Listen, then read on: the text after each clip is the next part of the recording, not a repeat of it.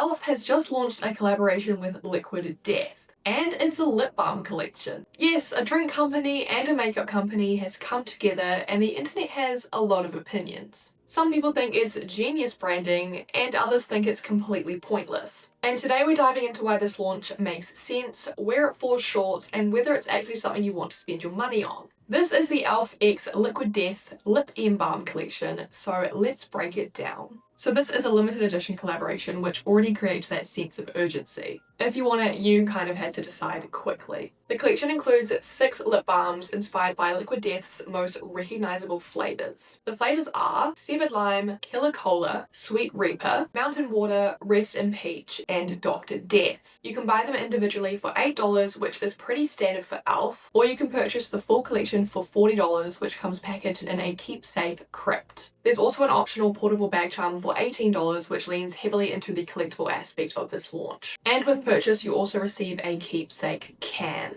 So let's talk about the actual lip balm itself. According to e.l.f., this is a lightweight, hydrating lip balm designed to soothe dry lips and give a natural, healthy looking finish. It comes in a squeeze tube with a slanted applicator, which is perfect for on-the-go use. No dipping fingers into a pot, very travel friendly. And it is formulated with hyaluronic acid and squalene, which are solid, reliable ingredients when it comes to lip hydration. Hyaluronic acid helps draw moisture into the lips, where squalene seals it in. So from a formula perspective, this is doing exactly what a lip balm should do. So overall, I don't think this is a bad product. The formula sounds good and I don't think hydration was ever the issue here. I actually think the idea behind this collaboration is clever. Liquid Death is a drink brand that focuses on hydration, flavor, and bold, edgy marketing. So translating that into a lip product makes more sense than you'd expect. Lip balm is all about hydration, drinks are all about hydration, the connection is there. And from a marketing standpoint, this is a win for both brands. It brings Liquid Death into the beauty space and gives e.l.f. a very buzzworthy launch. It's playful, it's different, and it absolutely gets people talking, which is the entire point of a collaboration like this. Now there is another layer to this collaboration that I think is worth talking about, and that is brand alignment. Recently e.l.f. faced backlash over a controversial advertisement featuring Matt Rife, who is a comedian who has previously made jokes about domestic violence. And while this lip balm launch is obviously separate from that campaign, it does raise an important question. If a brand is willing to partner with someone who has made light about domestic violence, what does it say about their values? And by extension, does that controversy then spill over to the brands that choose to collaborate with them? Liquid Death is now publicly tied to e.l.f. through this launch. So should we also be questioning Liquid Death's decision to partner with a brand that has made such questionable advertising choices? Now to be fair, it's very possible that this collaboration was planned, locked in, and developed well before that ad went live, especially because Liquid Death has partnered with e.l.f. previously to make the corpse paint vault. Brand collaborations take months, sometimes over a year, to plan, conceptualize, and launch. Contracts may already be signed, products manufactured, and timelines locked. So this isn't about assigning definitive blame, but I do think it raises an area for concern. And it's worth asking whether brands do enough due diligence when it comes to who they align themselves with, because collaborations aren't just about sales. They're also about shared values and what brands are willing to overlook in the name of marketing. And I think that is a conversation worth having. Moving on to the actual product, here's where things start to feel a bit underwhelming. All 6 lip balms swatch completely clear. They have different flavors, different names, different packaging, but visually on the lips, they all look the same. And this is where a lot of people, myself included, started questioning the execution. When you're releasing 6 separate products, especially in makeup, people want some visual differentiation. A lot of commenters pointed out that swatches felt pointless because there was nothing to compare. And I agree, it felt like a huge missed opportunity. They put so much effort into the packaging, the flavors, but fell short with the actual product. They could have added subtle tints inspired by each flavor, soft shimmer finishes, or even slight tonal differences that still felt wearable. It didn't need to be bold or opaque. Even the slightest variation would have given each balm its own identity. Right now, the only thing separating these shades is the flavor, and that's not always enough to justify owning more than one. The internet's reaction has been mixed. A lot of people were excited about the collaboration at first, but once they saw the swatches, the excitement dropped. There were comments such as, "Why would I buy 6 of the same lip balm, and what's the point if they all look identical? And honestly, that criticism is fair because we all know we are spoilt for choice when it comes to hydrating lip products. Branding can only take a product so far. At some point, the product itself needs to offer something unique. From a packaging standpoint, it excels, but the actual product, not so much. The packaging is probably the strongest part of this launch. It's fun and very recognizably Liquid Death. They also did do some fun advertising videos with Liquid Death, so they do know how to advertise correctly, but unfortunately previous ads just haven't had the same critical thinking. The keepsake can that you get is where I felt a little bit conflicted. Yes, it is cool and yes, it matches the theme, but practically, I don't see this getting much use as a lip balm storage container. The lip balm already has a cap, so storing it in an additional can just feels unnecessary. Seems to be a common theme with their Halo Gloss lip bottles. Taking it in and out of the can every time you want to use it just isn't convenient. And realistically, I can see a lot of these ending up unused or thrown away. They clearly have not learned from their plastic bottle scandal. I appreciate the idea, but I just don't know how functional it is. However, from a collectible standpoint, if you're someone who just wants to display all of the cans, then they are perfect for that. A knick-knack. So, could this collab have been better? I think the concept is strong, the branding is fun, and the formula seems genuinely good. But there are some questions to be raised about brand ethics on both sides. I do think this collab could have been elevated. A little tint, a little shimmer, something to make each shade feel intentional. Right now it just feels like a really cool idea that just stops short of being great. So I'd like to know what you guys think. Do you care that all 6 shades look the same, or are the flavours enough for you? Would you have bought the full set if each balm had a different tint? Let me know in the comments down below. Well, I'm going to finish the video off here. Thank you so much for watching. If you liked the video, give it a thumbs up and subscribe if you haven't already. If you want to check out any other content I don't create here, check out my social medias at Makeup with Alex. All of my links are down below. Once again, thank you so much for watching and I hope to see you in the next one. Bye!